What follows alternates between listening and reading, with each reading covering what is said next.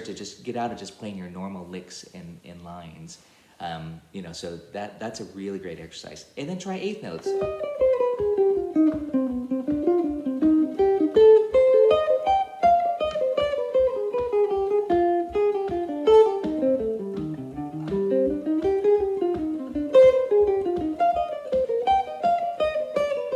And I'm just thinking, same thing, harmonic minor, 2 bars. I'm hearing the backing track in my head. I don't have it set up right now, but 2, 5, Dorian, harmonic, Dorian, harmonic minor.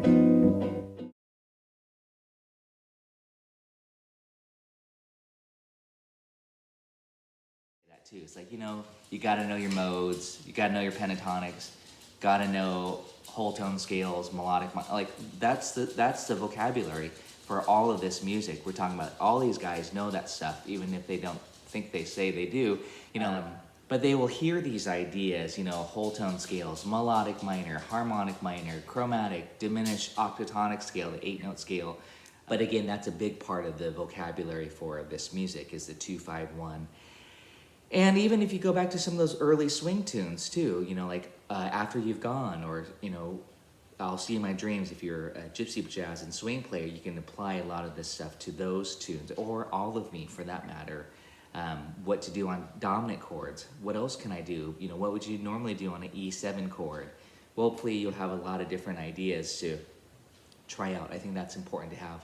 A lot of possibilities, but also it's really fun just to connect these ideas. That's my little spiel on just trying to make it interesting for yourself. If you get tired, if you find yourself getting tired playing the same song, what else can I do to make it, maybe play it in a different key, play it in a different time signature. You know, that's on a gig, we'll sometimes do that, especially if I'm doing like a duo gig. We'll say, oh, let's play Autumn Leaves in 6/8, you know.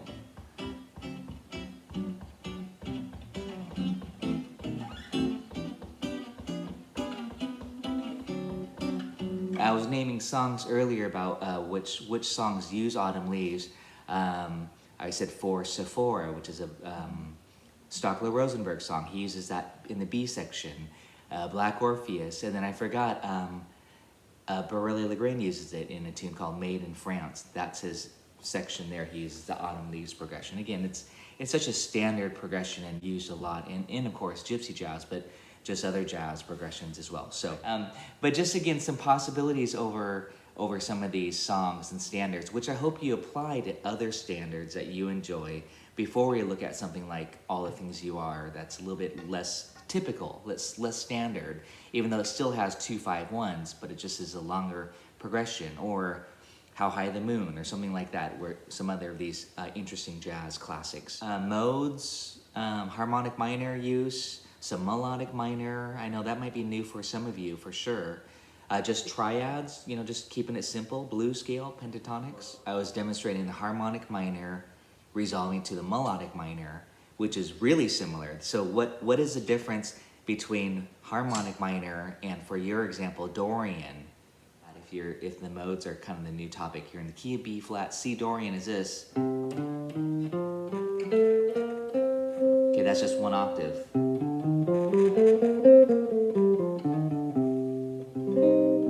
Okay, and here it is. I love that. Again, it's very jazz. You get that 6th degree. So again, I'm just running some licks, some ideas. This is, and again, I would highly recommend that you put on that backing track. That's what I did last week, and I just did like a C Dorian thing, just C minor 7, C minor 6. If you're just wondering, well, I need to work on my Dorian.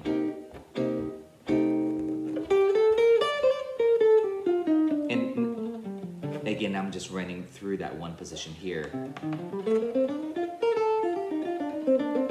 I was talking about some scale patterns. To me, though, the bigger picture, and I mentioned this last week, the bigger picture is that you're in the key of B flat. So honestly, and I don't know how you guys are all with modes, but I'm thinking key of B flat. That to me is this, G, and I'm just gonna ramble about this for a minute. I'm thinking all the modes, for me, how I like to view it, I think of them in its positions. So G Aeolian,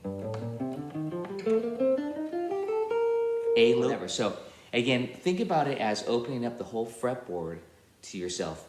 So what I'm saying is just jam in the key of B flat. Don't even necessarily think starting on C. You're really just you're almost gonna limit yourself if you always just start on C. So again, you wanna just open up the whole fretboard and think key of B flat. In one position, have that backing track on, and remember the use of the harmonic minor scale is actually on the 5 chord or the 2-5. So we have 2, 5, and then 1, and I'm playing minor 6. So here's harmonic minor, Dorian. And again, that was, 2 of those notes changed, but that's what I would recommend. Here's another good practice thing to do, and I should probably put on a backing track, but what you can try to do is to keep like a quarter note line and just see if you can weave through those changes. Again, imagine this, 2, 5, 1. And that's Dorian, 2, 5, 1. I'm gonna yell out the scale for you. Harmonic minor, Dorian, harmonic minor. And this is all off the root C, harmonic minor, or Dorian. You could do this, Dorian, harmonic, Dorian,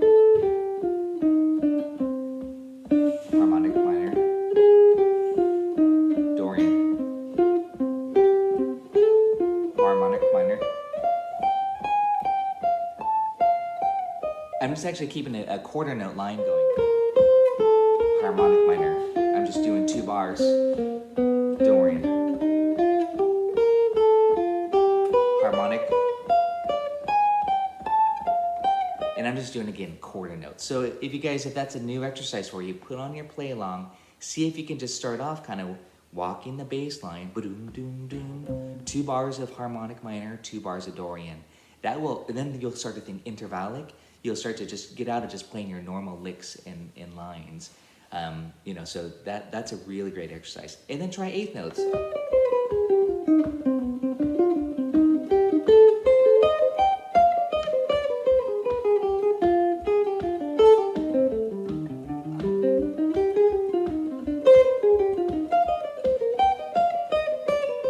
And I'm just thinking, same thing, harmonic minor, 2 bars. I'm hearing the backing track in my head. I don't have it set up right now, but 2, 5, Dorian, harmonic, Dorian, harmonic minor, Dorian. There, just stayed on the 5. It's usually done in D minor, but I'm just doing it in C minor, just to demonstrate this Dorian. Very kind of Bill Evans-ish, McCoy Tyner, if you think piano. These 4s, that's a C minor 11, D minor 11. And that brings out that Dorian flavor really nicely. So again, I'm just rambling a few ideas here for you regarding modes. But then again, regarding connecting the scales. Then also, I would now try the other idea, harmonic minor, melodic minor. There it only differs from 1 note, that A flat from the harmonic minor to the A natural. So again, those are notes that I kind of target through the changes. We'll do that same exercise with all the things you are. That's another really great exercise to do that, playing through the changes in target. G, it's a G triad, G major triad in the key of C harmonic minor. The 5 is G major. This is the great trick. But also the chord right next to it, above it, is A flat major. So you have basically these 2 major triads. This is one of my favorite tricks to share, especially for my gypsy jazz class. You have the 5 chord and the flat 6. Those are both a part of the harmonic minor scale. So a super fun and quick trick to get that harmonic minor flavor is just think on the 5. So G, even though we're playing C harmonic minor, and then you go up a half step, and then you do the same thing for each one of those chord tones of the triad. And you get this really beautiful.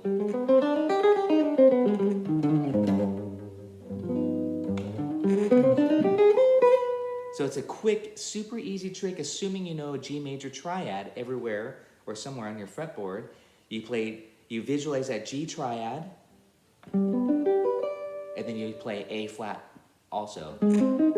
Quite a bit. That flavor. It's kind of a neat idea, but that brings us into a whole nother concept of, it's really popular today with jazz theorists and jazz educators, is the term triad pairs. You'll see that a lot if you watch some YouTube videos, triad pairs. They'll say, well, John Coltrane did this. He would take two triads and connect them, because triads are the building blocks. They're so powerful. This is just happens to be really easy for us because we just take one shape. And again, I always recommend this. G major is this. I use my first finger, then I go up a half step, a la Django almost.